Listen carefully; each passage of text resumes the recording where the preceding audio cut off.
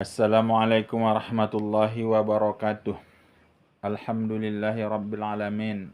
Wal aqibatu lil muttaqin wala uswana illa 'alal zalimin. Asyhadu an la ilaha illallah wahdahu la syarikalah. Al malikul haqqul mubin. Wa asyhadu anna Muhammadan abduhu wa rasuluh.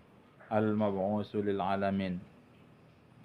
Bapak, Ibu, saudara-saudari yang saya hormati, makruh-makruh yang dilakukan sewaktu untuk melaksanakan sholat berjamaah yang berikutnya yaitu adalah berimam dengan imam yang akrab atau yang belum khitan.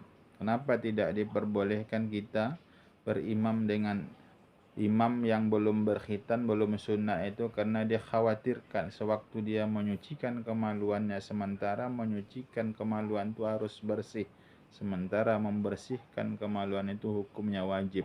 Dia khawatirkan masih ada kotoran najis-najis yang tinggal di kemaluannya. Maka oleh sebab itu makruh hukumnya bagi kita berimam dengan imam yang masih akrab atau yang belum khitan. Dan yang berikutnya adalah makruh mengikut imam yang kalau imam itu adalah tam-tam. Maksudnya tam-tam itu adalah bacaan tidak sempurna. Bagi orang yang membaca an'amta alaihim, dia baca tam-tam alaihim, itu tidak diperbolehkan kita mengikutnya, makruh kita mengikutnya. Dan yang berikutnya fa-fa, maka juga ada orang yang membaca fa-fa seperti itu, maka juga kita tidak diperbolehkan mengikutnya.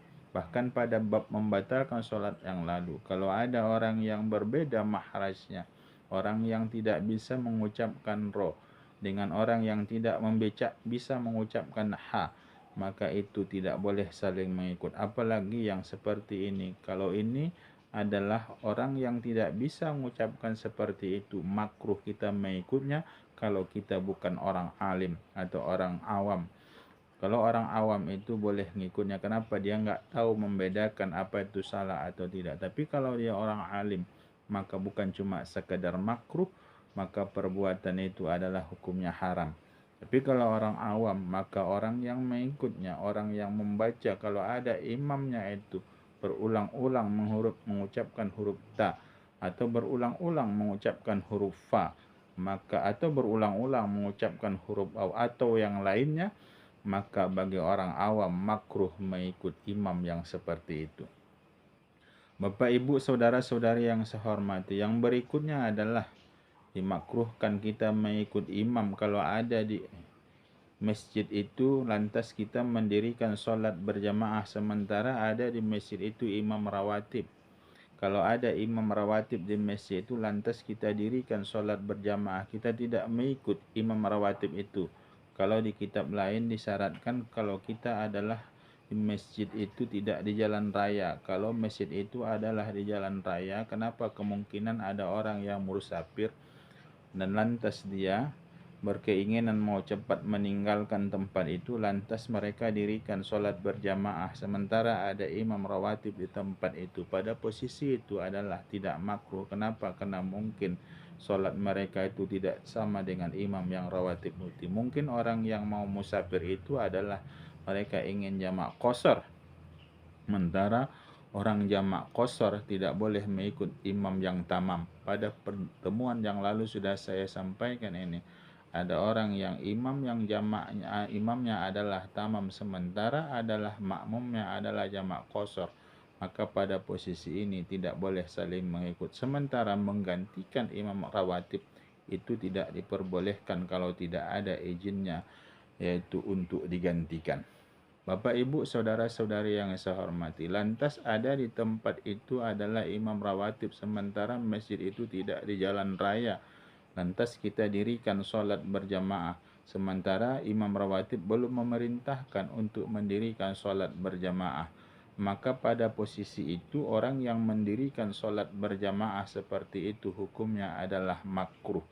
Kecuali juga bagi orang yang kalau seandainya tidak dilaksanakannya sholat pada waktu itu dan dirikan sholat berjamaah, dikhawatirkan menunggu imam rawatib itu, maka hilanglah fadilah yaitu awal waktu. Maka oleh sebab itu kalau dikhawatirkan hilang fadilah awal waktu, maka pada posisi itu bolehlah kita mendirikan sholat berjamaah, hilanglah makruhnya.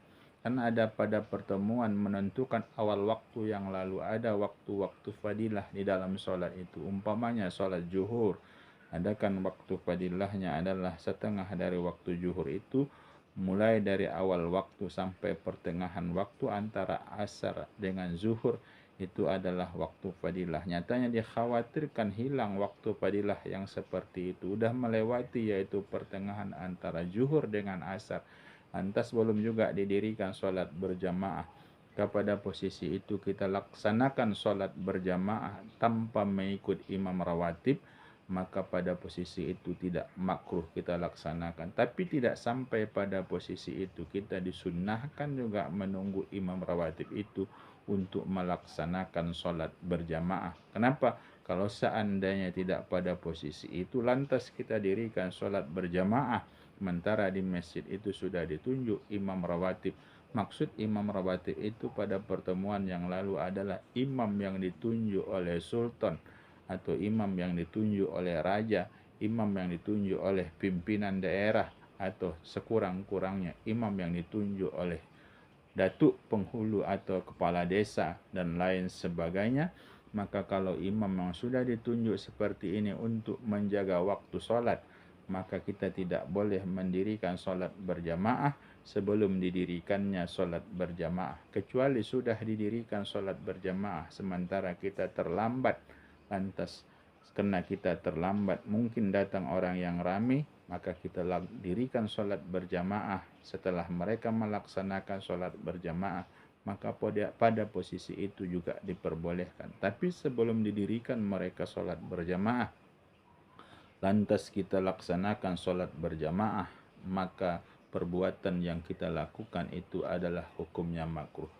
Bapak, Ibu, saudara-saudari yang saya hormati, ini dulu 3 perkara, yaitu yang berikutnya adalah makruh, yaitu kalau kita mendirikan sholat berjamaah tanpa yaitu izin imam rawatib yang ditunjuk di masjid itu. Dan yang kedua adalah imamnya yang kullub, yang belum khitan. Dan yang ketiga adalah imamnya yang tam-tam, yaitu mengucapkan yang tidak sempurna bacaan hurufnya. Bapak, Ibu, saudara-saudari yang saya hormati, terima kasih atas segala perhatian. Mohon maaf atas segala kekurangan. Wabillahi taufiq wal hidayah. Assalamualaikum warahmatullahi wabarakatuh.